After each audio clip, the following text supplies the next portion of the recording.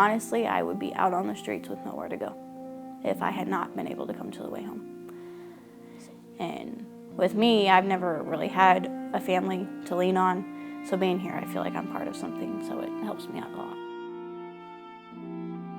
The Way Home is a home for teen mothers that have had their children or that are pregnant, a home where they can come and learn how to be a mom and get a new start.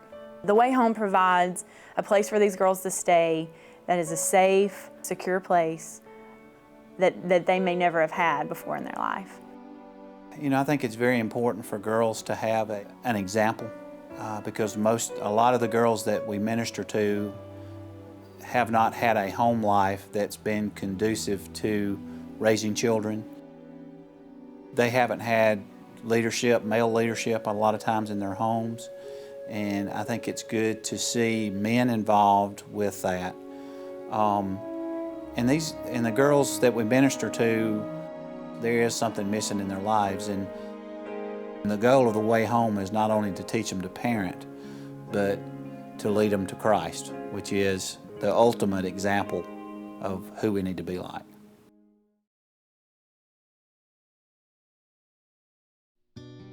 We've been working with the Way Home for about a year and a half. We actually had somebody come up to us not too long ago and ask us why we did it. They asked us why would we work at the Way Home with pregnant women, and we told them it was just, you know, a thing that God called us to do, and it filled an empty place in our lives because we got to meet some wonderful girls, even though they're gone now. You know, so that was our reason. And then she asked us, how do I get involved? You know, what can I do? I think it makes our family be more thankful for what we have. And I think it opened up the kids' eyes that everybody doesn't have it like they do, and that there are kids that are girls out there that don't have a family support system like we do. If we did not have volunteers, I don't think that we could accomplish what happens. God uses those volunteers in the life of this ministry more than I can even explain. It's important for my family to work with the Way Home because it has grown us together and just it's taught us things about life that we didn't know before. It's just taught us to appreciate one another. It's taught me to appreciate the values my parents have taught us. And it's just an amazing experience, and I'm so glad they let us be a part of it. They are truly called to volunteer here, just as the staff is called and the board members are called. These volunteers make a difference.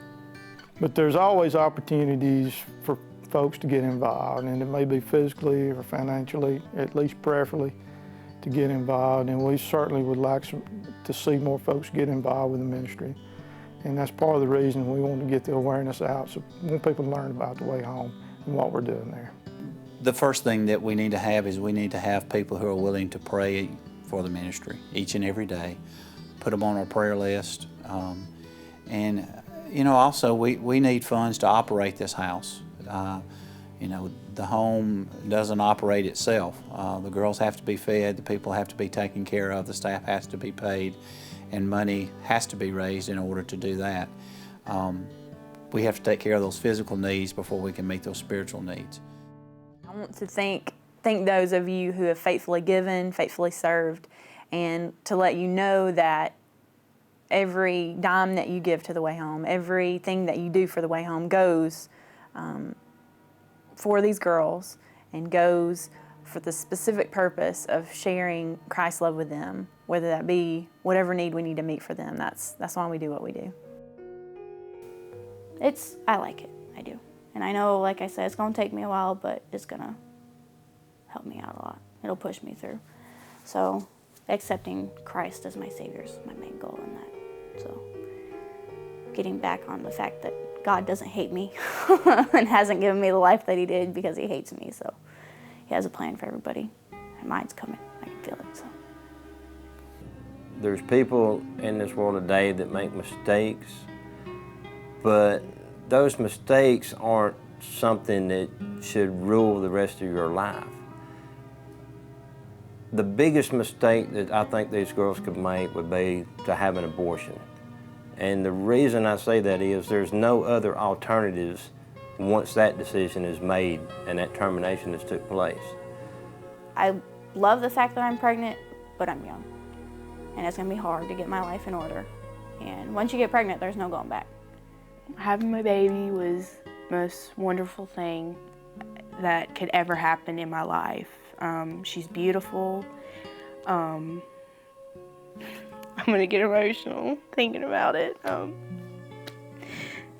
just feel real blessed that she's here and she's healthy. And I love her so much, and I wouldn't trade her for anything in the world.